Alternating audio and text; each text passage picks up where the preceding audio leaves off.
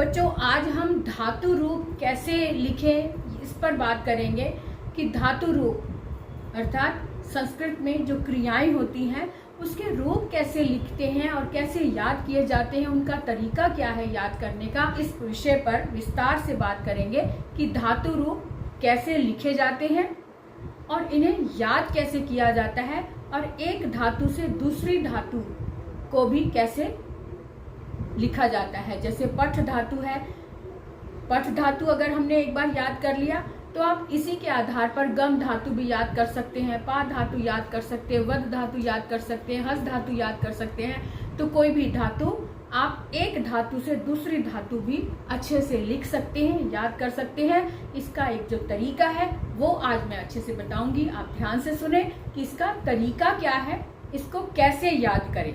तो शुरू करते हैं आज की क्लास अर्ना कालिया के साथ।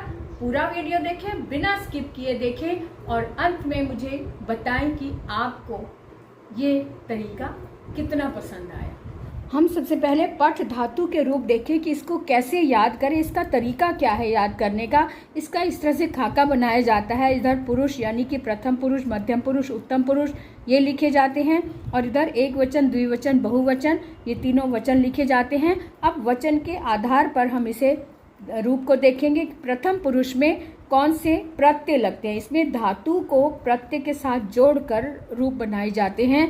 धातु प्लस अति। अब जैसे पठ धातु लिखना है और ये लट लकार के रूप है, लट लकार अर्थात वर्तमान काल के रूप हम इस तरह से लिखेंगे। इसमें जो प्रत्यय लगते हैं वो अति, अतः, अंति। धातु में अति, अतः, अंति लग जाता है और मध्यम पुरुष में असि, अथः, अथ लग जाता है और उत्तम पुरुष में आमी, आवह, आमह।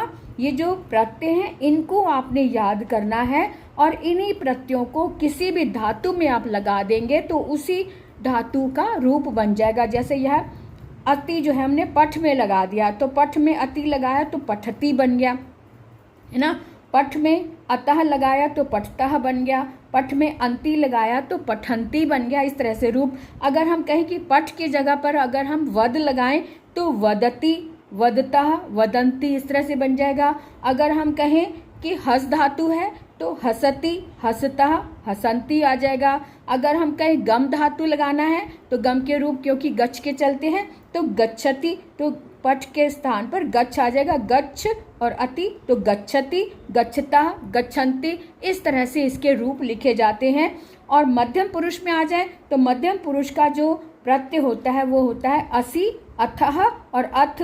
तो यानी कि पठ धातु में असि लगाया तो पठसी हो गया, पठ धातु में अथः लगाया तो पठथः हो गया, पठ धातु में अथ लगाया तो पठथ बन गया। बिल्कुल इसी तरह से पठ के स्थान पर अगर हम कोई और धातु रख दें, जैसे हस धातु लगाया तो हस में असि लगाया तो हससी, हस में अथः लगाया तो हसथः, हस में अथ लगाया तो हसथ।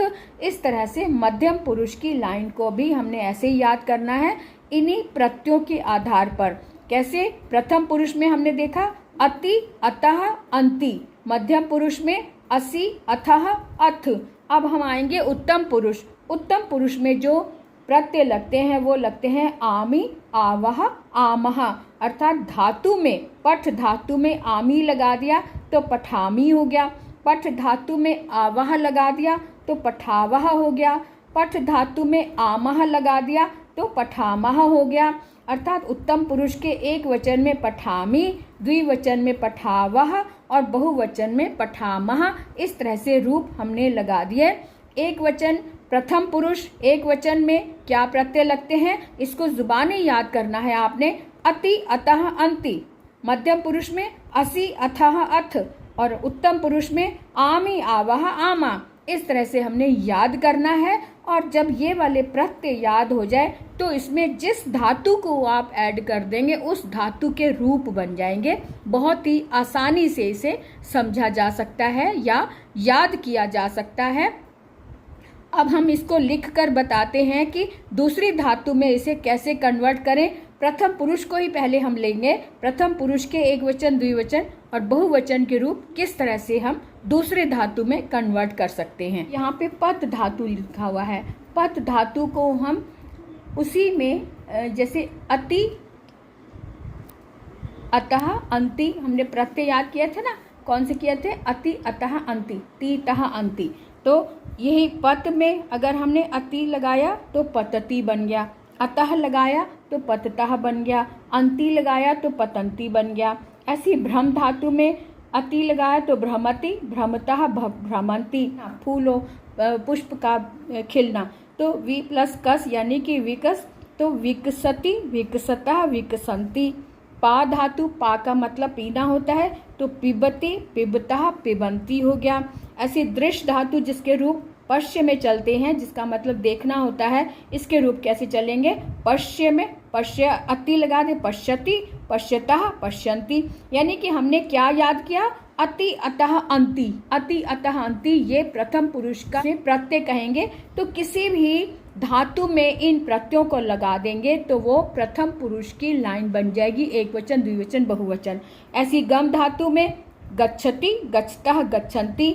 दा धातु में यच्छति, यच्छतः, यच्छन्ति। स्था धातु में तिष्ठति, तिष्ठतः, तिष्ठन्ति।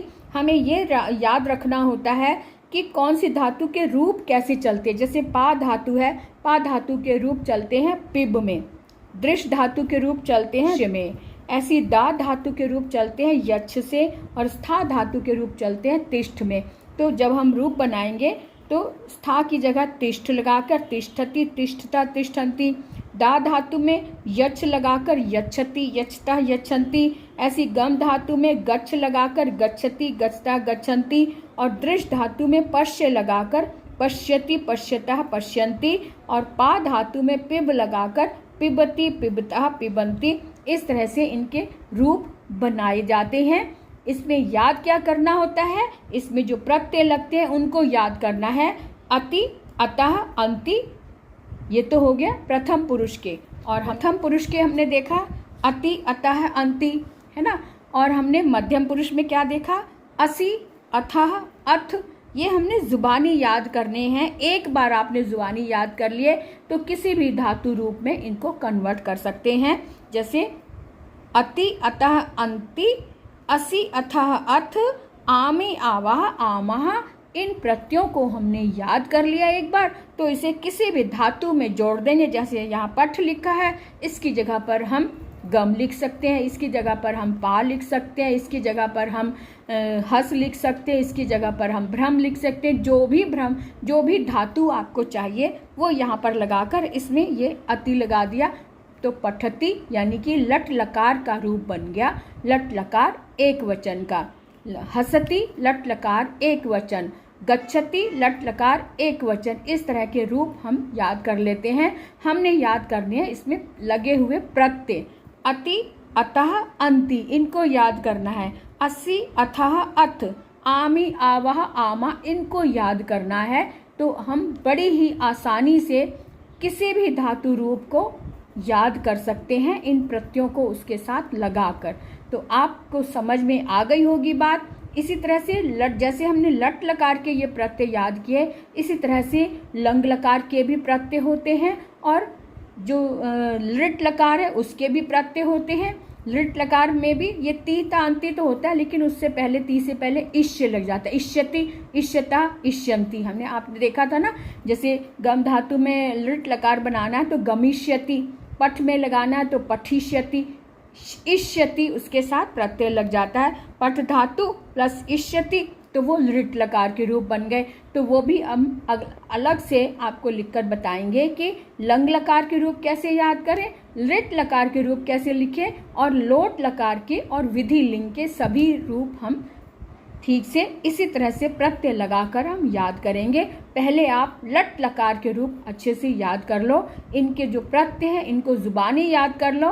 फिर आप दूसरे धातु में जोड़कर धातु को बनाना सीखो, धातुओं के रूप बनाना सीखो। जब आपको ये अच्छे से आ जाए तब आप कोई भी लकार के रूप अच्छे से बना सकते हैं। ठीक है, तो आज के लिए इतना ही। फिर मिलेंगे अगली क्लास में नए लकार के साथ। अभी लट लकार सीखा है, नई क्लास में हम लृट लकार सीखेंगे। ठीक है, तो आज के लिए ओके, बाय बाय।